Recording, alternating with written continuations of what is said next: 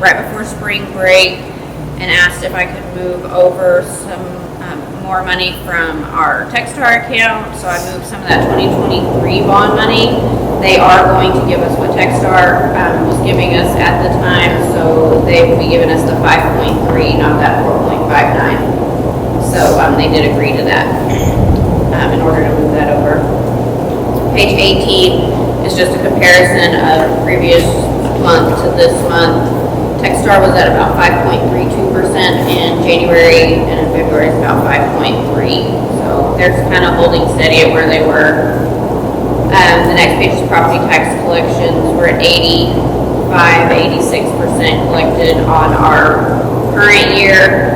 The prior year and the tax or the penalties and interest, we'll get those throughout the year, and that'll go up.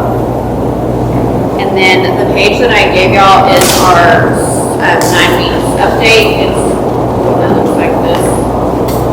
So this is kind of what I went over in our finance committee meeting, also right before spring break. So everybody knows they passed the $100,000 homestead exemption. When they did our property values and gave us our certified values, they tried to give everybody the best glimpse that they could give.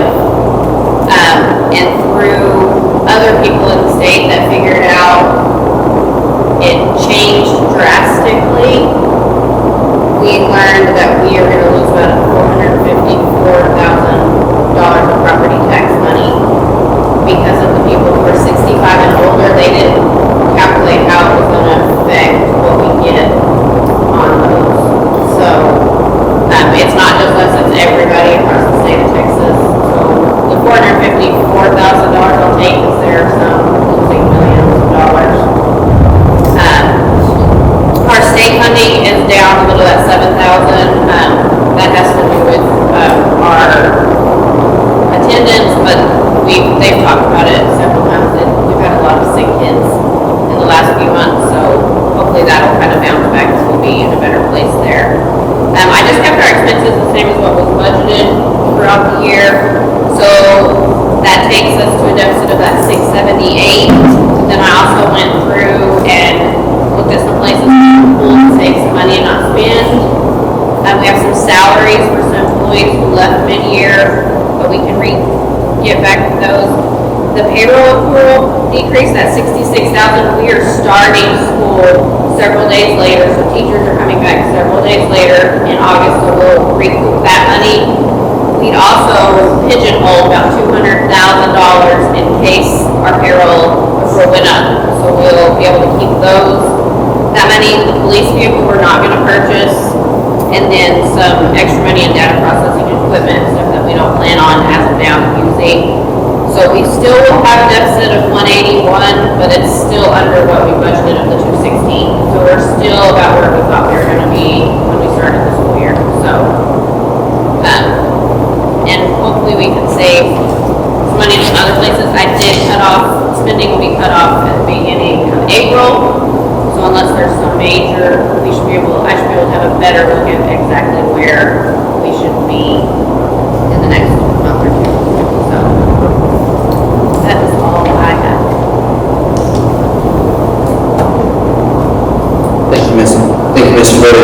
Along those lines as well, board members, and I may mention this again as we go through communications, but we'll be looking at scheduling a board workshop to discuss next year's budget, probably mid-May or late May, because we'll receive our preliminary values for next year from the district appraisal office, I believe the end of April. So we'll have those numbers, we can start looking at that budget, like I said, middle of May for next year. Moving on through communications, if you turn in your binders to page 45, you'll see our monthly enrollment update. So you can see last month we were at 1141 and we're up to 1144 this month. I know you guys are probably tired of using the reference of a roller coaster, but that's what every district does. It's just up and down throughout the year. We were concerned last month because we lost 7 and we picked 4 or 3 up this month. So that's where we stand. Things are looking good there. Moving on to bond construction, I know Mr. Betters is here again for us, from Gunter. Joe, you want this mic, or do you want that mic, or are you going to yell like Miss Cole? That's not. Works? Yeah, okay. I'll start with the high school. So if you've driven by, you've seen that we've got the majority of the masonry up.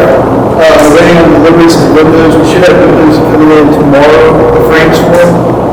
Tomorrow or Saturday, so by the first part of next week, we'll have the frame set, and then we'll finish out the balance of the masonry that we have in there.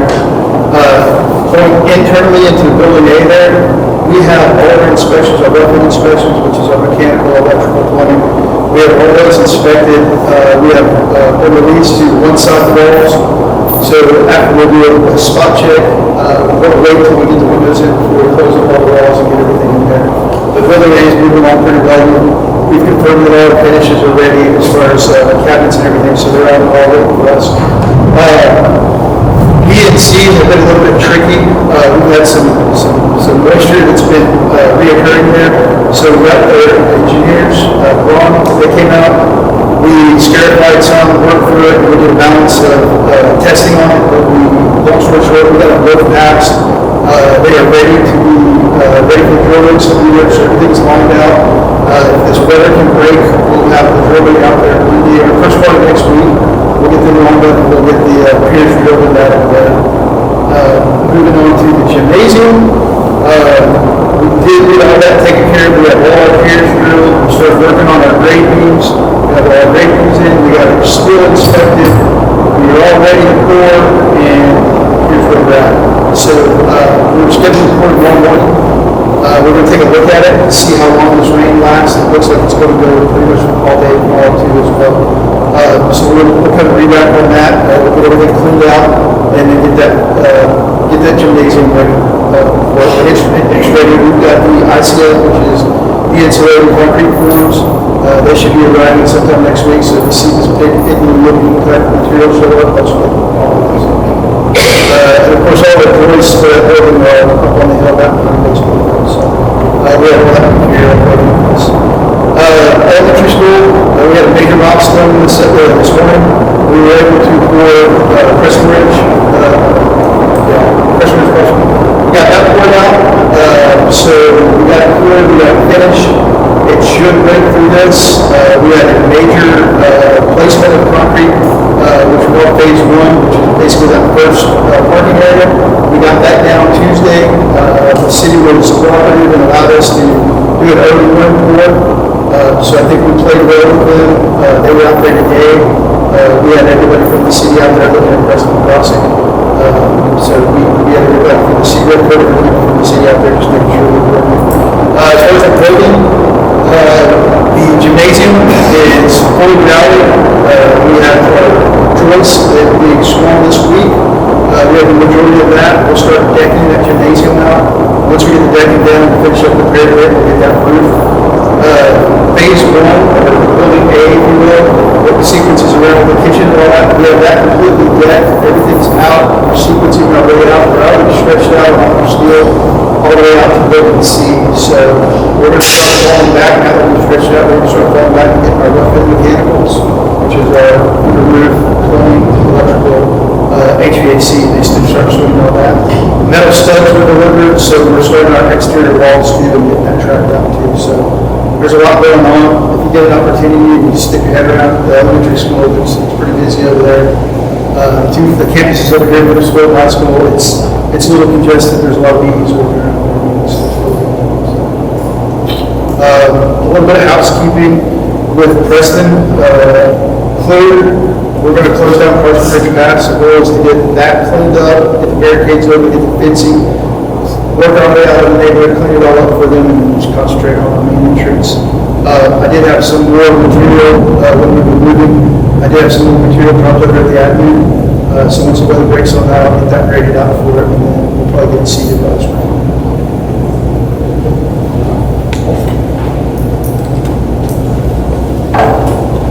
Thank you, Mr. Betters. We are at principal reports and goals. Rock, paper, scissors. graduated high school. I don't think anyone wants to go first right now because of the rain.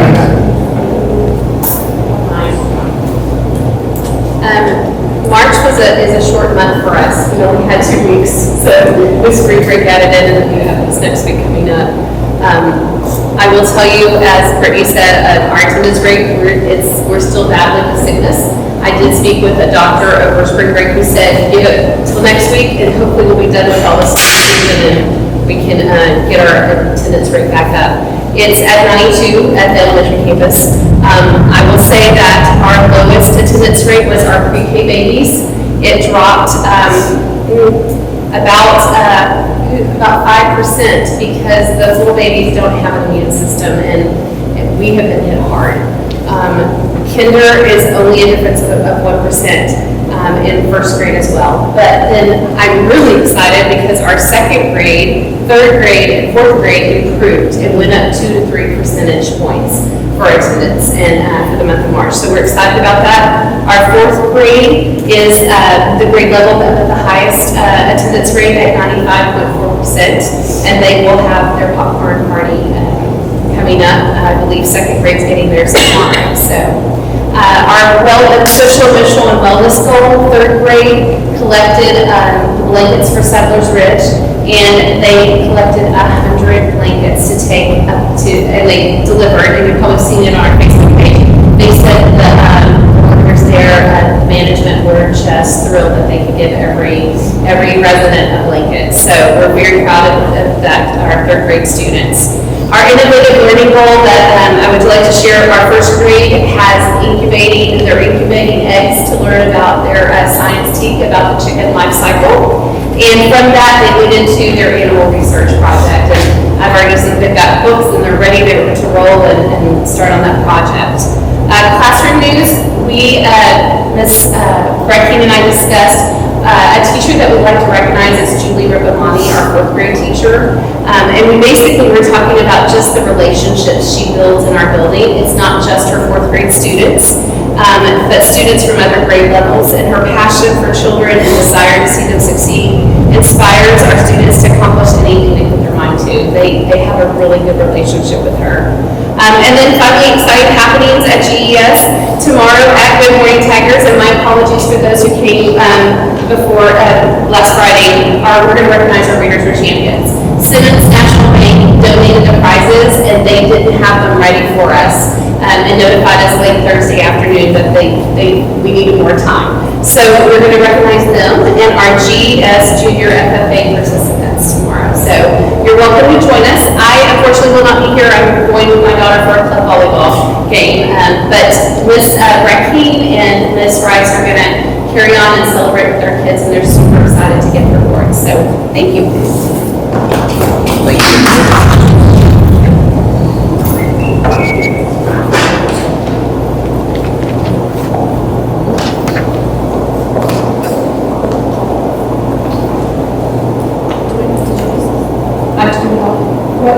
Yes, I did. Okay, sorry.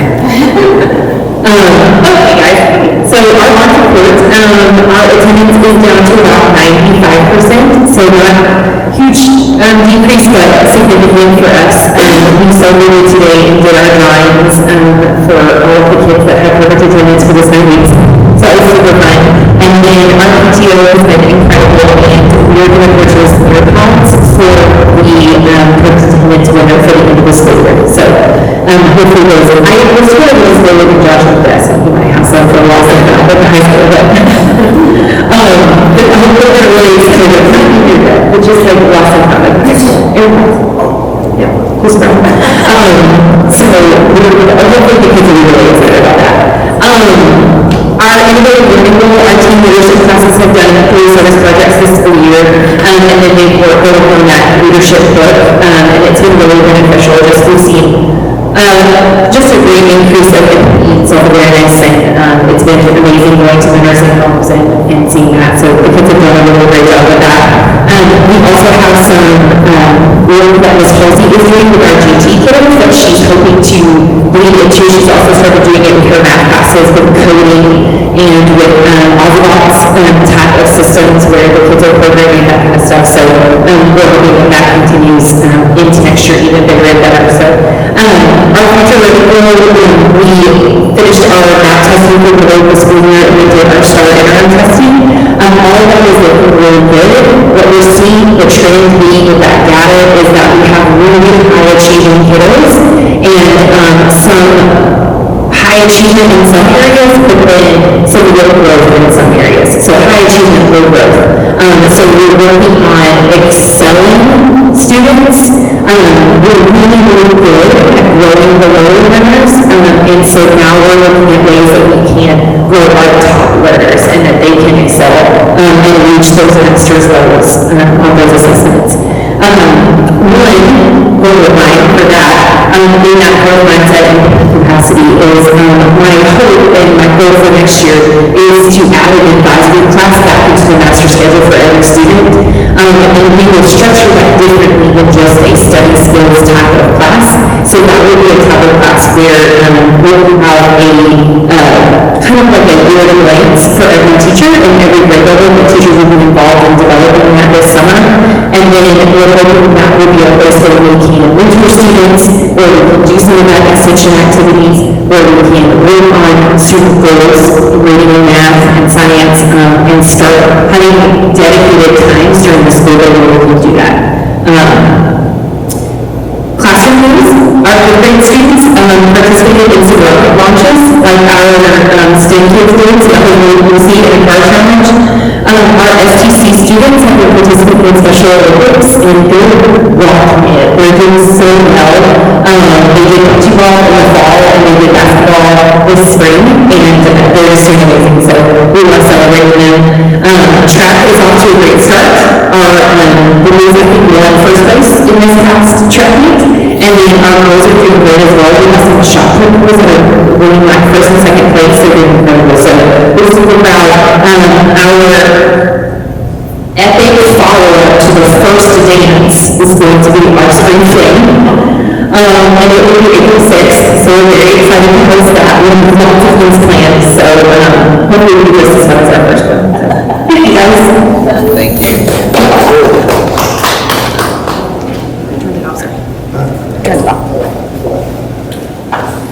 Unfortunately, I'm not any different than these two campuses with our.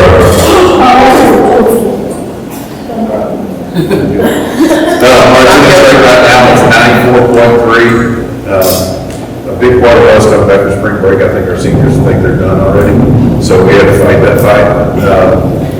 And so we're doing that. Coach Avery on Mondays, I meant to mention this earlier, he also has an administrative duty with our attendance. So every Monday he will run our attendance reports. Unfortunately, we've been looking into it, so we've already had to actually we've denied 3 kids credits already, and so we can push them forward on credit recovery and different methods where we can get them out. Because if we don't do those type of things, you might see your dropout rates increase. And so we're looking at trying to find and adaptive ways to keep those kids where they can finish. And so, and I don't want attendance to be the reason they don't finish. And so we're trying to figure out ways to keep them involved. So, so we're at 94.3. Like I said, hopefully with the spring kicking up so strong, and we have so many activities which keeps our kids involved. So hopefully that will pick up some. Our future ready goal, Coach Adelaide's classes, I know I speak on this more, I enjoy that outdoor class because our kids they just finished their boater certification class, and so now they have their hunter's ed, their boater's ed, and now we're trying to find a place to put up their nets for their archery. And so those are all things I wish I would have been able to do through school instead of having to go outside of school to get those things. So I'm excited for my kids to actually come through that and get that where I don't have to mess with it. So that was our future ready goal. So classroom news, Ms. Gittens has the cats out. So if you have a stomach for it, swing by and you can see their lives right now. They're doing their annual dissection of their cats. So they're looking at the different muscular systems and they compare them to the human muscular system. So it's pretty deep, and it gets those kids, that may not necessarily, they want to work with their hands and do those things. It gets them a little bit more involved than per se a discussion. So they will use this project to cover the digestive system, the cardiovascular system, and the urinary system. They've actually already covered the nervous system with the dissection of the cheeky brain earlier. So they've the cats were a little too small of a brain to cover that. So Happenings and victories, I love doing this, but I also hate doing this because we have so much going on that I'm gonna miss something, I'm gonna miss somebody. I hate it. That's why I always encourage you, if you can, go to Facebook, look at those things, because we are so busy and our kids are so successful, so it's awesome. Like I'm about to start the hashtag on all my social media, we minute everything, but it makes people mad. I really don't care if you are doing this. So a few things, congratulations, Logan Hill and Colton Lee, they received a $2,000 scholarship from the Bass Association.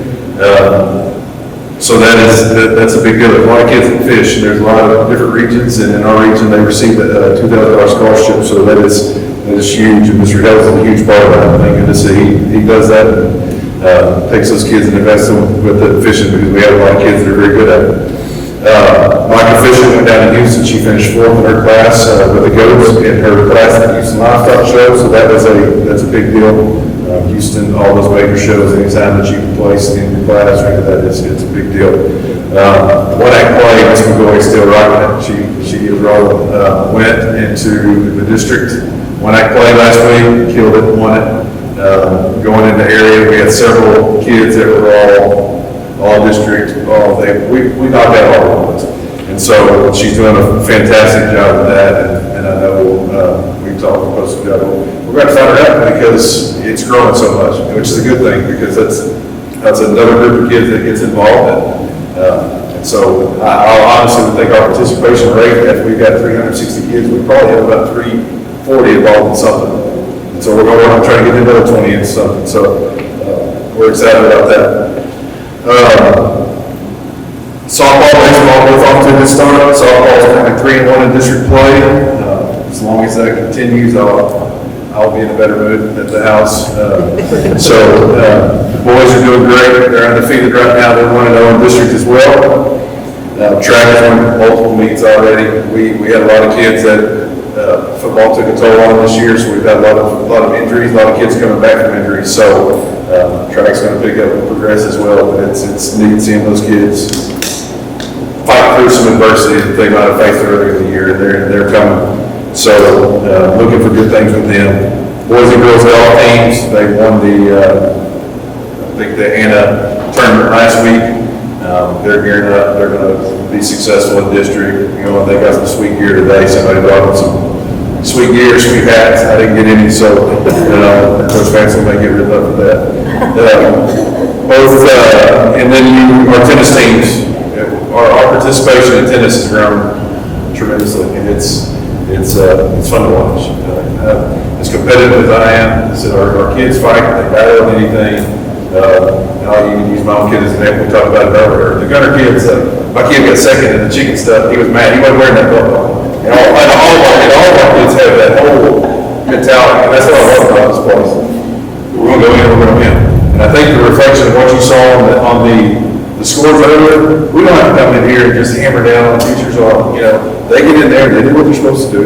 The kids understand it, they expect it, and so it's awesome. It makes my job easy. So I won't get on that soapbox. Anyway, thank you.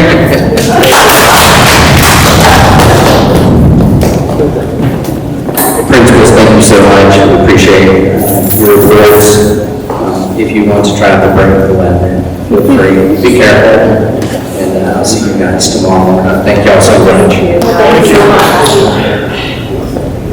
Board members, if you don't mind, I realize under superintendent report, we're on item C4, which is admissions interdistrict transfers. If you guys don't mind, I'm going to go down to 7 and work my way back up to 4. So 4 will be the longest conversation during this section. So just moving down to item C7, upcoming events and meeting dates. As usual, those on page 1 of your binder. Just 2 of those 6 dates listed, I want to make sure I bring to your attention. The first one is April 8th, the gift reception. It's 6:30 p.m. at the high school. That is an amazing event where gift is handing out their scholarships to the seniors. It's awesome to see and be a part of and see how all our kids are doing and how much gift supports our kids. And the other item is just a reminder, May 23rd, graduation at 8 o'clock at Tiger Stadium. Again, I will do my best to send out calendar invites, so those will populate in your calendars. Item C6, 14 passenger activity bus. I think we've been talking about, I've been here for 2.5 years. I think we've been talking about this particular vehicle for 2.5 years. But what we have learned recently is that we officially have a VIN number for our vehicle. And they will start doing it in May, and we hope to have it when school starts. So we're super excited about that, and thank you for your patience and understanding there. Item C5, Facilities Committee.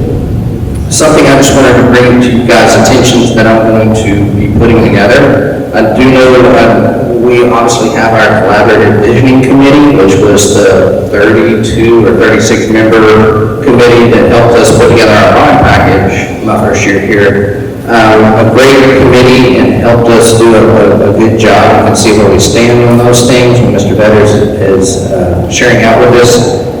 This is going to be a little smaller group, and it's going to work like our communication committee and our finance committee, and then I'm going to have a board representative on there. And so you know, I spoke to Mr. Gabe Johnson, and since he is quite knowledgeable in development, he's going to serve on that for us. I've asked one other committee or community member, but I'll probably put together a team of 8 to 10, and really focusing on our long-range plan for our facilities.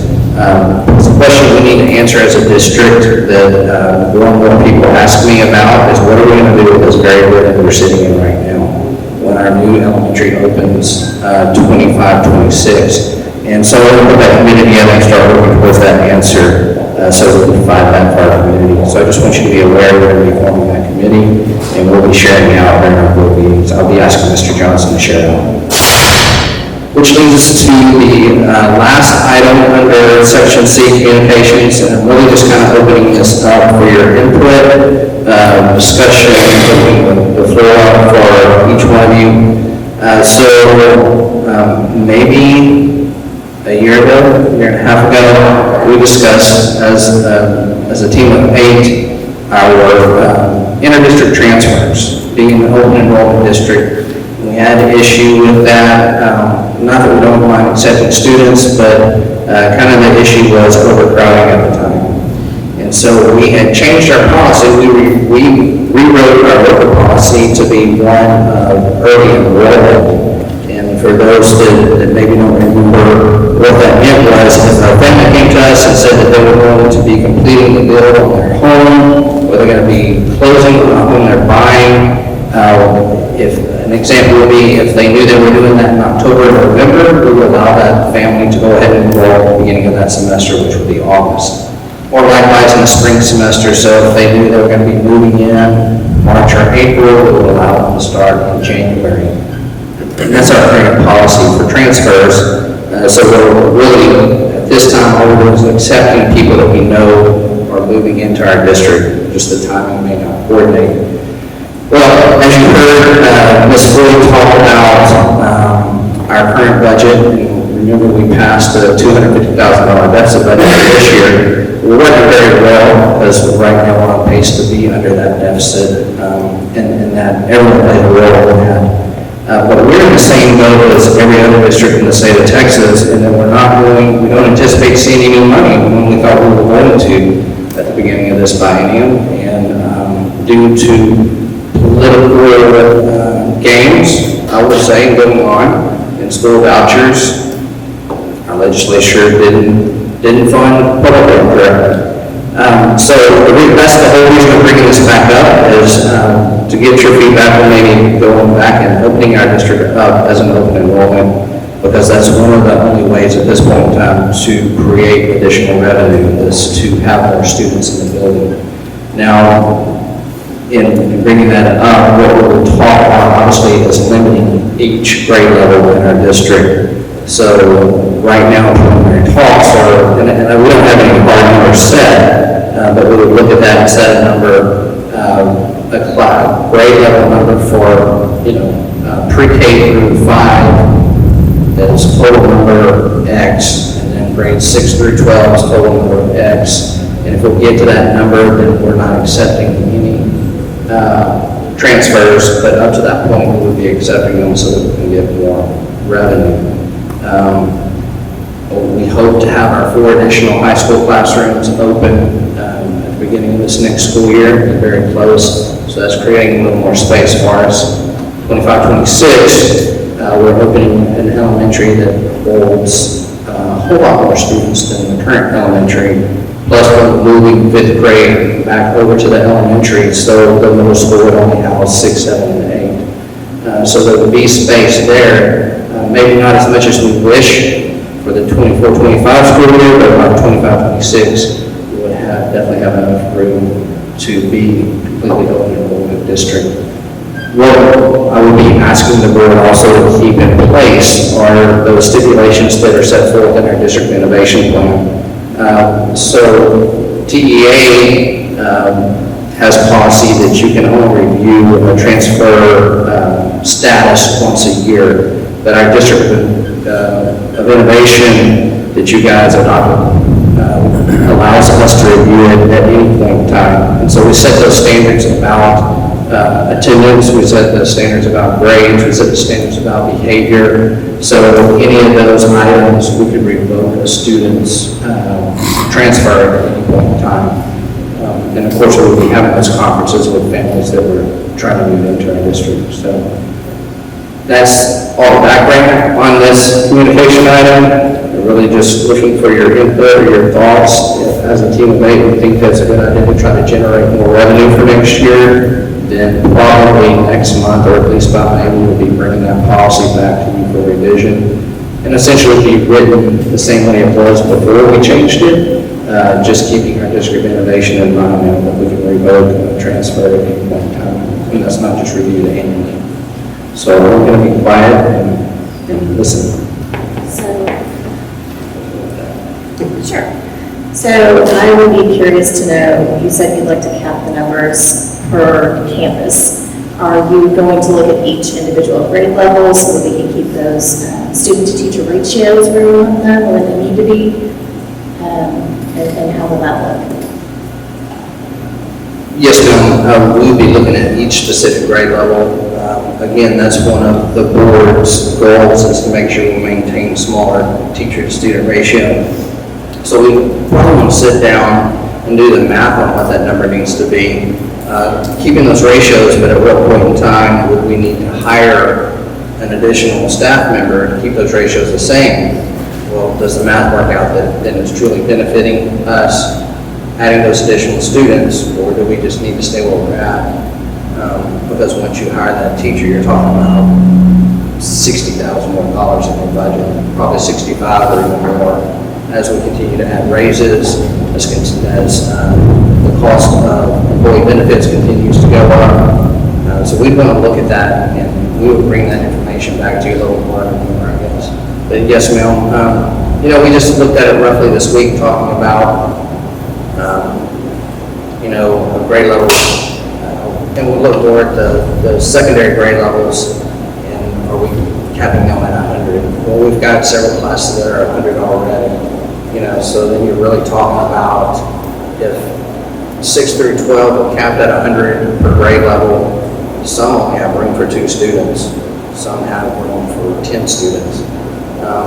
But I think the ratio too, what we're concerned about is that elementary ratio, and that's what we're really going to have to sit down and run some numbers. Do we think, have we looked at like projection of growth as we have the new, the new neighborhood, the real estate, the new neighborhoods? Because I know Salina is projected to have 4 high schools, which that's crazy to me. That's crazy to me. So is that something that we've been able to look at? Also, as we project out growth, I know we did a lot of those projections and we look at that, consistently. I think we've had probably 100 student increase over probably the last 3 years, and that's like a whole grade level.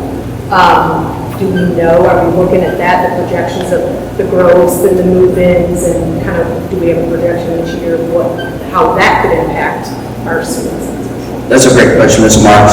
So we have not done another demographic study since my first year here. We brought that company in, did a demographic study as we prepared for our bond.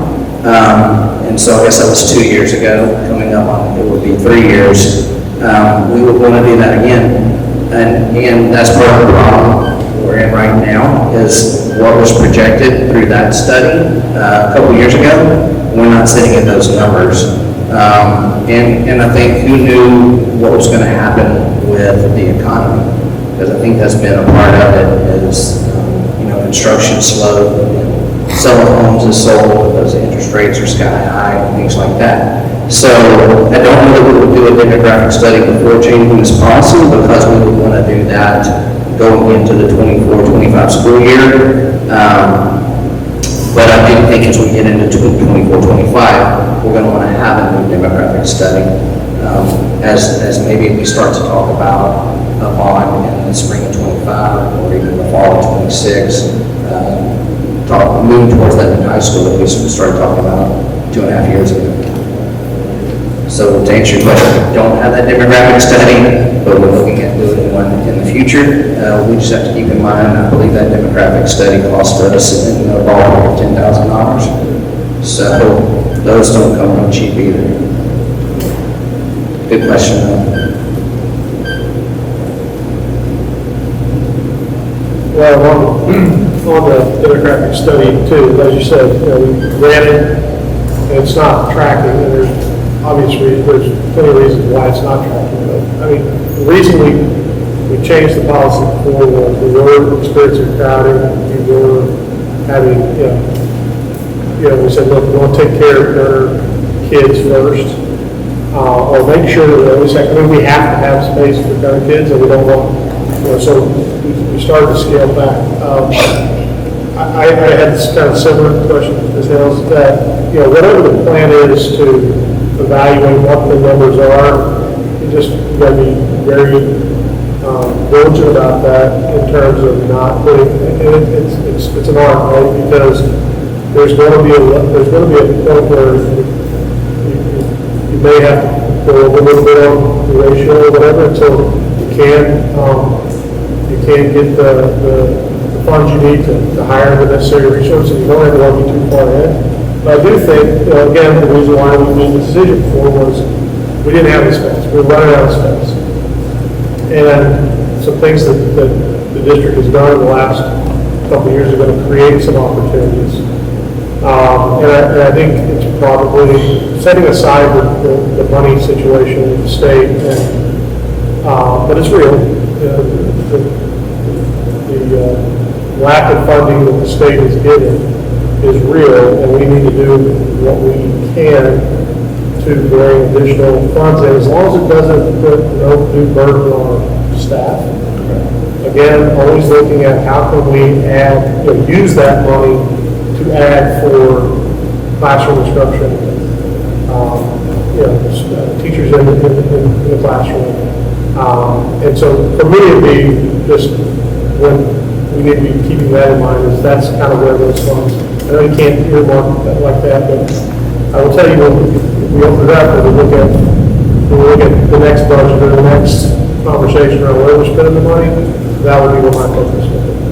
But if we have it, just my 2 cents, and I know we're not voting on it tonight, but when you bring back, my thinking is if we have the ability to open it up, and we still have the ability to review those students and say, look, if you're not adhering to the expectations we have in the district, then there's the ability to say thank you, but you're not living up to the standards we have, then we can revoke your, that's part of our innovation. Then I think I'm never going to bring it up, but again, it's to get the monies we need. But I don't ever want to put us in a situation where we're just trying to grab a dollar without, and I know we're not. We're just, when those monies come in, we're going to look at where does that go into the classroom.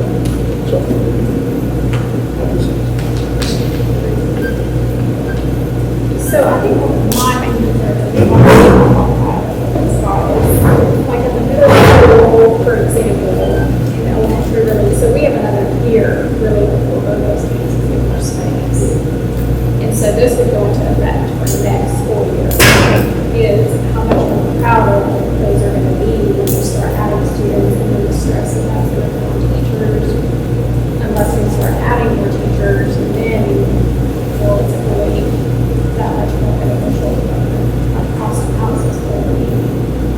Sure. to open.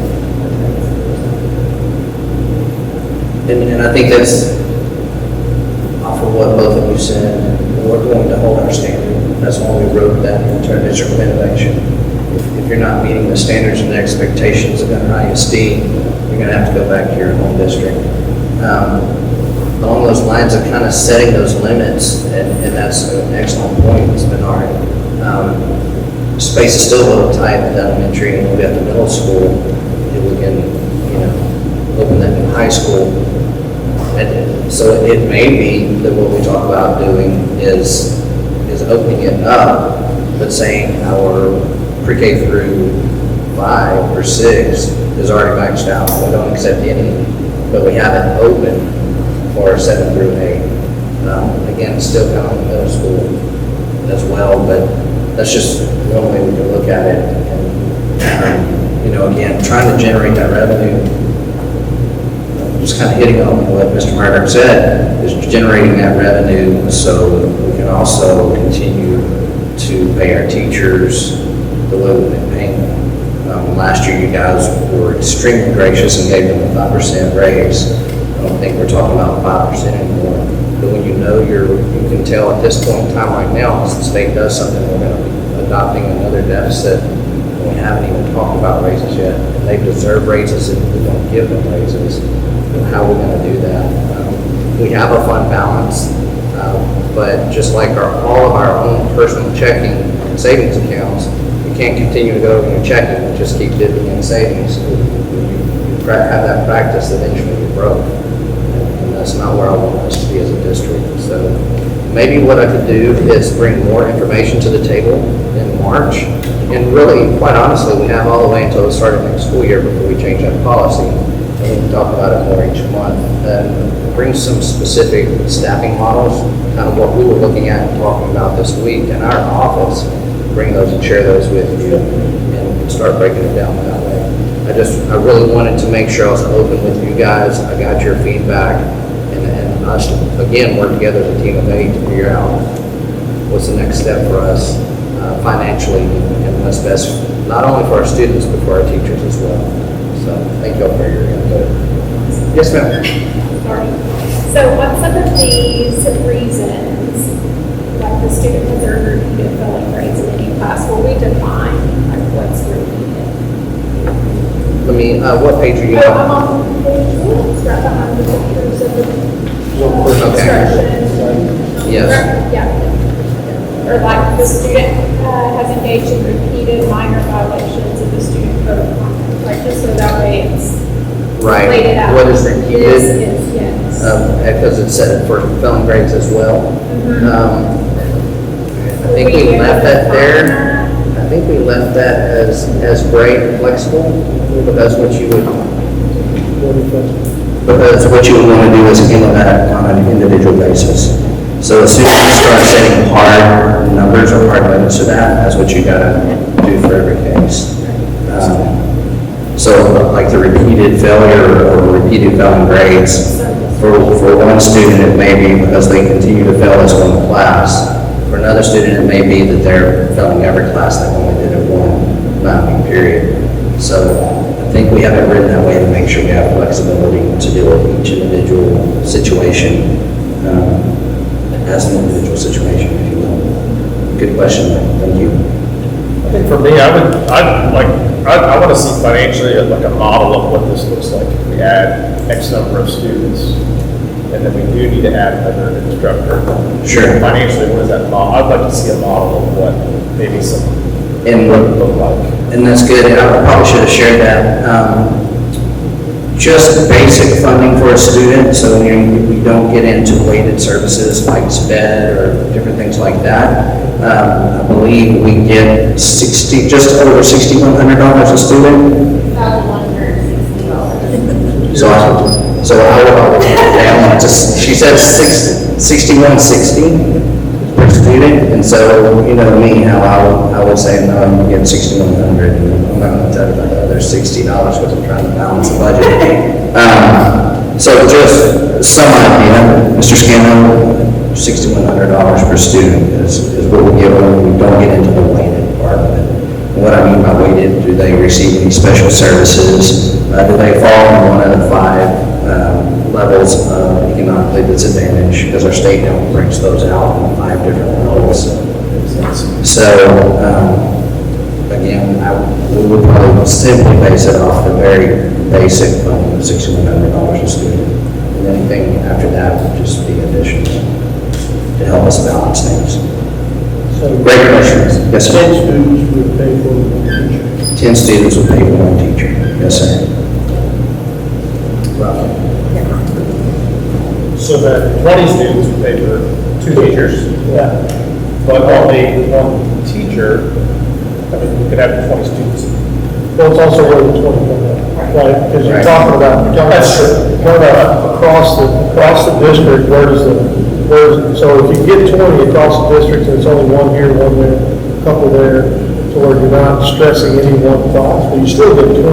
Yeah. And then you figure, okay, I can afford 2 teachers, or teachers, additional instructional, but it's then where I go and plug it into the area that's got no stress, right?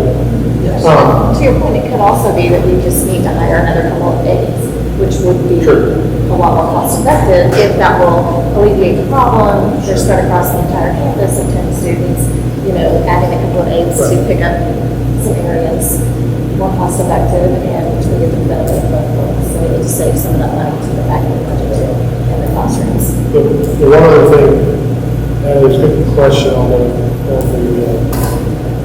we opened it up, we're a bit back on the timing.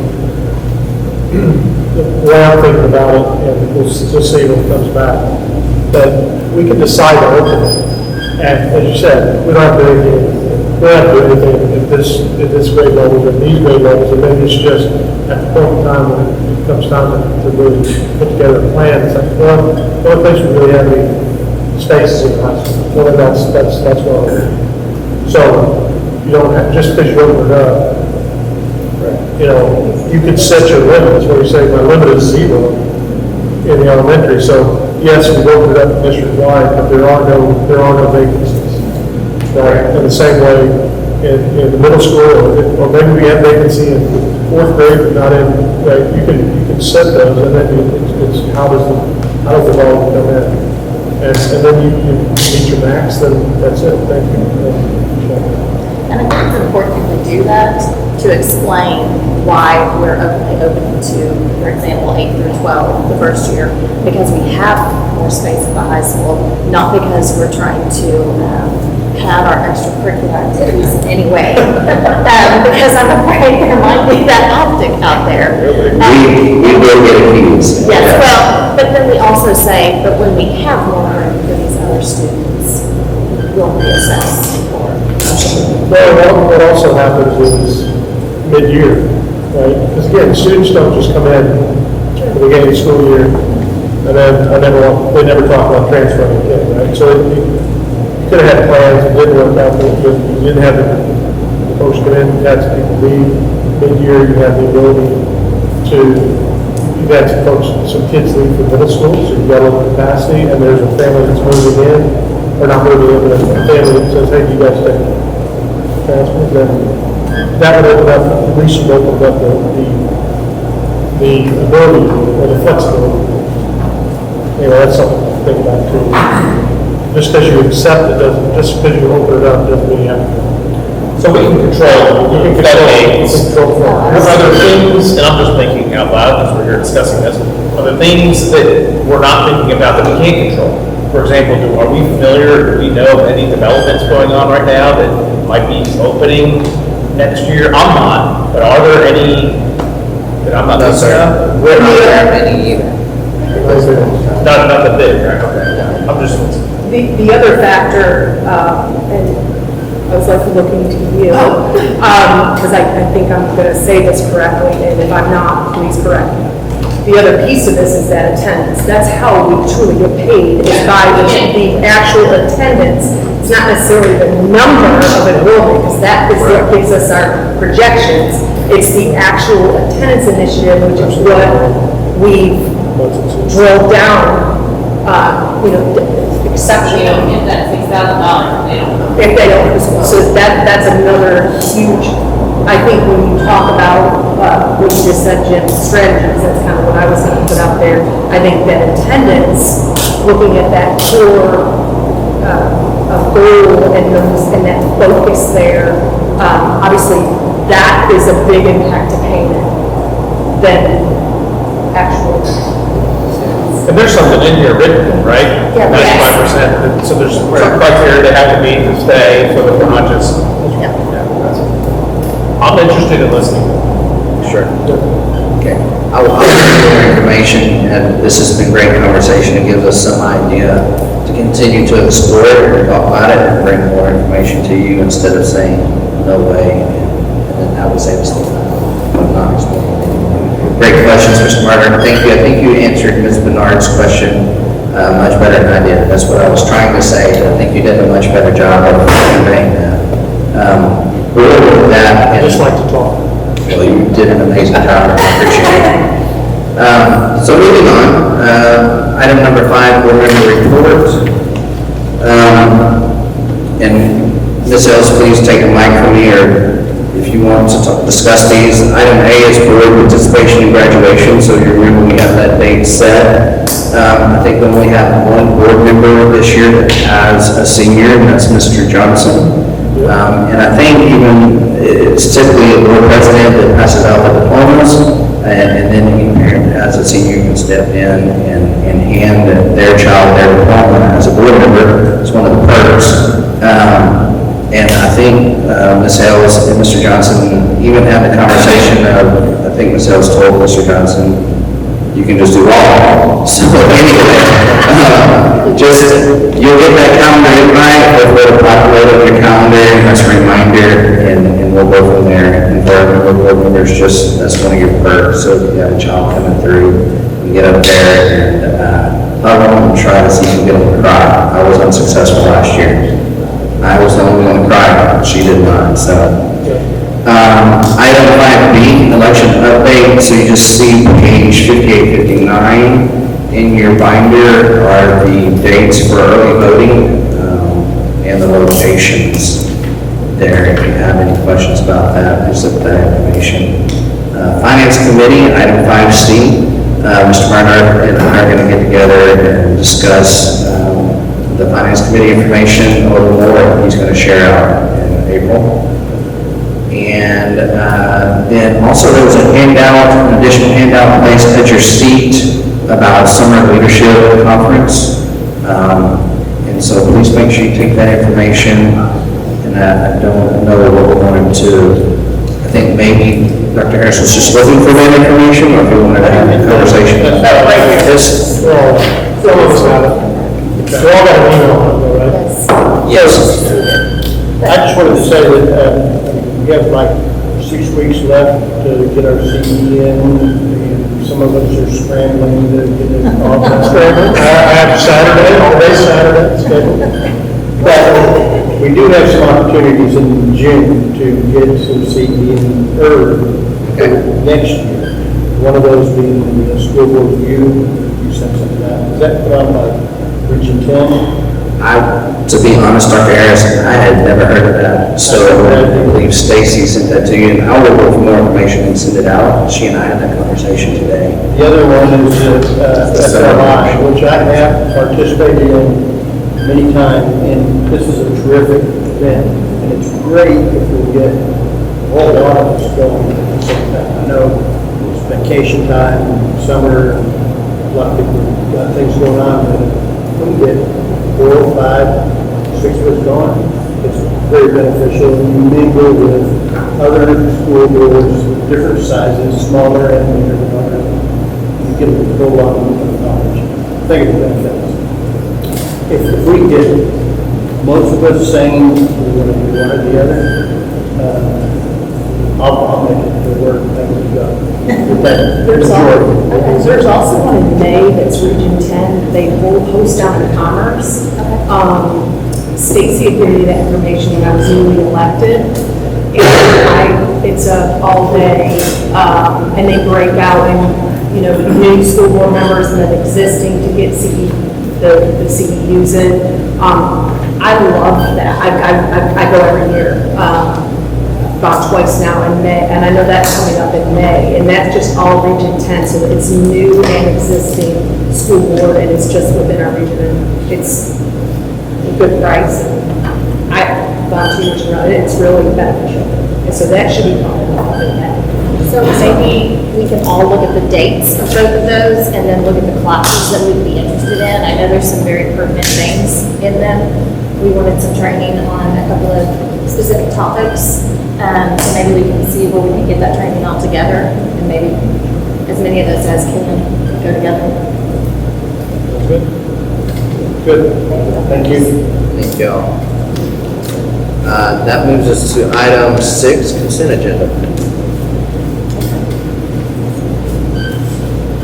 It looks like the consent agenda consists of the minutes from February 22nd, 2024 meeting, the bills for GISD and GCSEC, the budget amendment for Grayson County Special Education Co-op, TEKS certification and allotment for 2024-2025, and that's everything. Does anyone wish to pull any items from the consent agenda? Do I have a motion to adopt consent agenda as presented? I'll make a motion to adopt the consent agenda as presented. I'll second Scott's motion to adopt the consent agenda as presented. Any further discussion? All in favor? Aye. Any opposed? Thank you, motion carries. Looks like we are moving on to the use of 2016 bond funds to replace the SCAG mower used for baseball, softball, and practice fields in the amount of $13,039. Mr. Bell? I don't mind. So our SCAG mower is used by Mr. Doug, and he uses it to mow the practice fields there by the indoor facility, and during off-season, he mows the softball and baseball fields with them. When we get into in-season and the fields look very pretty, we use the real mower. But this mower that he's been using on these areas is 10 years old, about.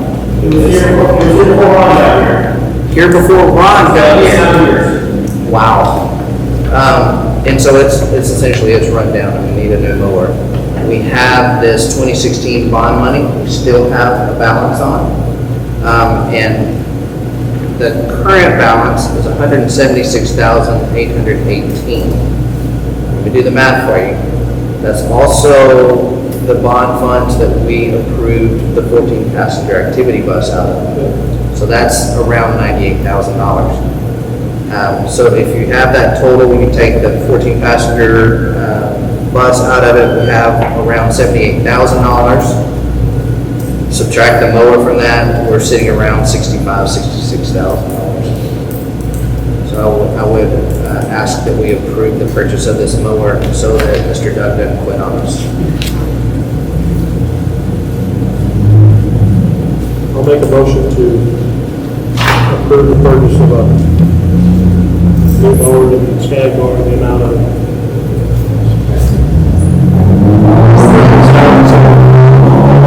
$39. And that quote is on page 118. the quote as presented.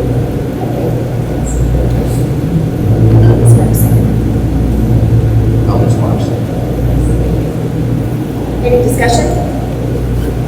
All in favor? Aye. Any opposed? Motion carries. So still discussing the 2016 bond funds we need to expend. We are continuing to upgrade cameras and control access rooms and different things like that, server room. So this item is specifically for the pig barn. Page 119 is the quote for that work.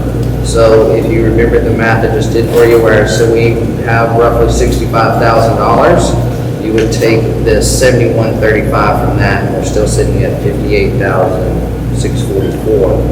But this would allow us to run all the wiring and what we need for that building to be brought up to speed with electricity, with cameras, access control, so we're talking about electrifying those doors and so forth as well.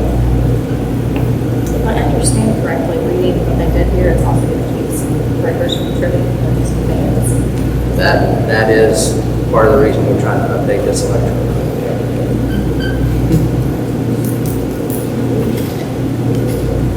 Is there a motion to approve additional bond funds for expanding the scope of access control of the new, to approve completing the electrical upgrades to the server room, cameras, and access control panel in the pig barn? My motion to approve. I'll second. Okay, thank you. Any discussion? All in favor? Any opposed? Motion carries as well. Okay. Item C, Mr. Bell, you may have to come forward or speak up if I get this wrong. So what we're talking about with item C is just communicating with you guys that additional bond funds would be used on access control at the new elementary. So what's happened, we've gone through, you guys approved over $1 million in updates for access control, all our existing buildings. When we planned the new elementary, we didn't plan for that same access control. So it's a change order that's going in now. And I don't know if we have that figure yet or not, but we wanted you guys to understand that the additional, I guess, appropriation of funds for the new elementary was going to be more because we don't want to build a brand new elementary that has outdated access control according to our existing buildings. Does that make sense? We're adjusting the scope. We're adjusting the scope of the work being done, so we wanted to be forthcoming and asking your approval that we're going to spend more on that than what we originally said. So the agenda item was on there. We've been doing this for about 2 months now, trying to narrow really down the best solution, new construction versus a retrofit solution for interior doors. About a week and a half ago, we finally got all the ducks in a row. We've got preliminary pricing. This was a placeholder. Now I'm almost running communication because I don't have the final number today. We kind of hoped we would so that we can release all of that stuff. So basically they're framing in such a way right now, knowing what our solution is going to be. And as soon as we sign up on this, then they'll release the frames and the doors for the access control. So we've specified hardware on the exterior doors. That's a change. And then we are going with the specified hardware on all the interior doors. We're going to add electric stripes because it limits the labor. Actually, it doesn't have any change in the labor cost. It changes the hardware cost per door. And that's the number we're still trying to wait to get ironed out for the official change order. That'll be separate from the initial gallery contract because it's an added scope. So I hope to have that at least by next board meeting so that the project managers at the elementary don't start removing limbs from my body. Mr. Bell, if you will share as well, you and I were talking about the level of security and door access that we've added as a district as a whole. And correct me if I misspeak, but I think it put us ahead of everyone in the entire region. So Steve and Michael had a pretty ambitious vision for moving this forward. There are a handful of schools in the state. Again, I haven't polled the entire state, but talking to installers across the state, talking to a pretty higher profile seller of materials, just working around.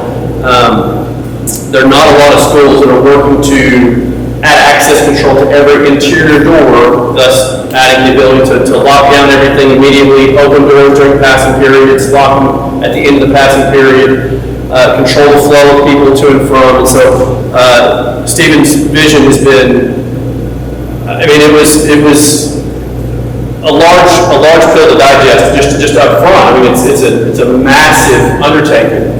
We are on pace to not have keys at all next year issued, right? So if you're standing into a building, we know who you are. If that door's open, we get notifications. If a door's open for more than 30 seconds or 60 seconds, I get a notification on my door 20 is open. And so we'll have the ability to actively monitor every exterior door and interior door for security, for building security and building security across the entire district. It'll all be tied into one Verkada system that is monitored by our police department, tech department, myself, and Stephen even negotiated within our 10-year contract, I think it's 5. First 5 years, we have 24/7 monitoring by Verkada of our entire facility as well.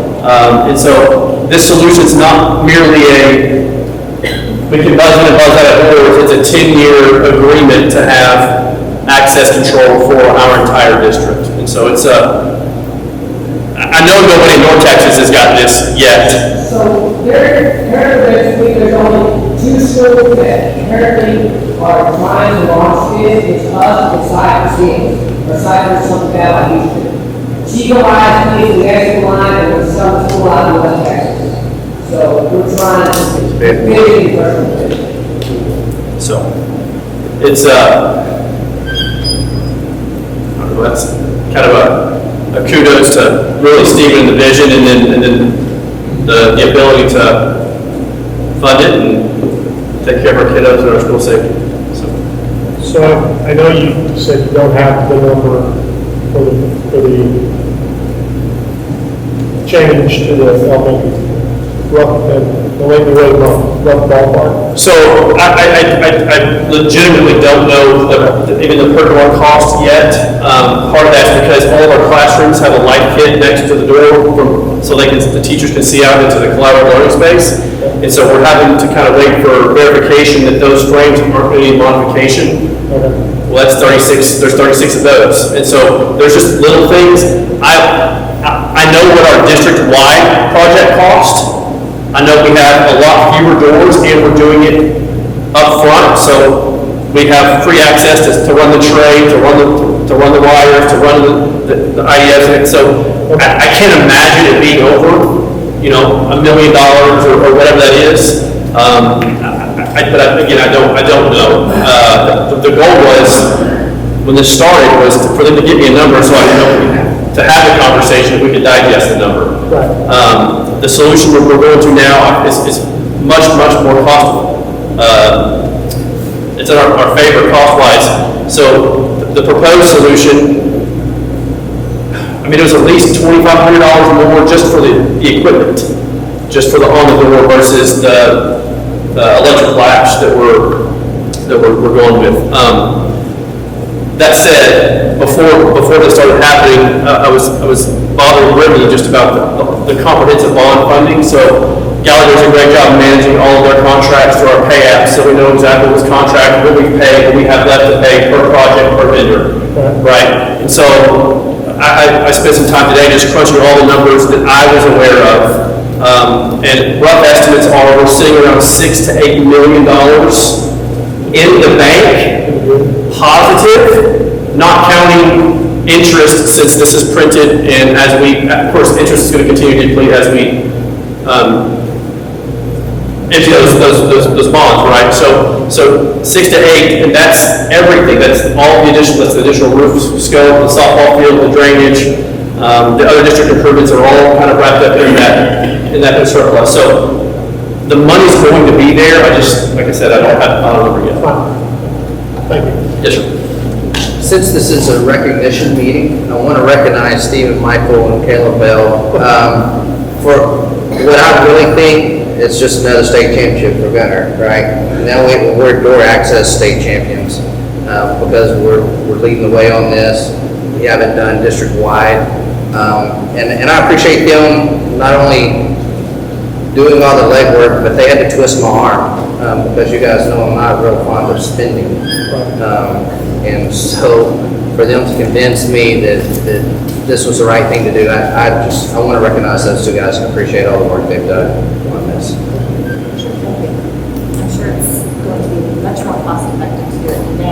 versus Absolutely. after we open the building. Absolutely. Yes, thank you for thinking of our kids, our teachers.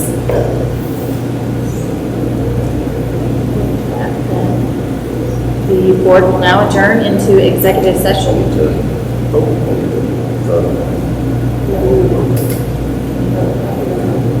We can't really vote on it without the following. We still need, since it's on the agenda, you need to ask for a motion. If John Jones was here, he would make the motion, but since he's not, you just let it die without making a motion. Is there a motion to approve additional bond funds for expanding the scope of the access control at the new elementary school to the same standard as the campus upgrades? Seeing there is no motion, the board will now adjourn into executive session pursuant to the following sections of the Texas Open Meetings Act, Texas Government Code, Section 551.072, to deliberate the purchase, exchange, lease, or value of real property, Section 551.074 to discuss personnel, and Section 551.076 to discuss school safety, and I have 8:17. Yes, Just the time. bring your books with you, we're going to go to the conference room. That's only the manager's office. The schools in the folder.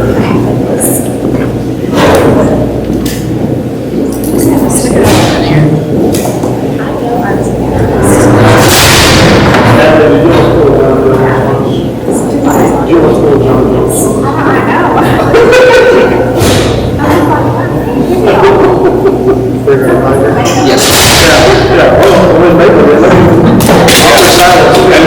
She's going to.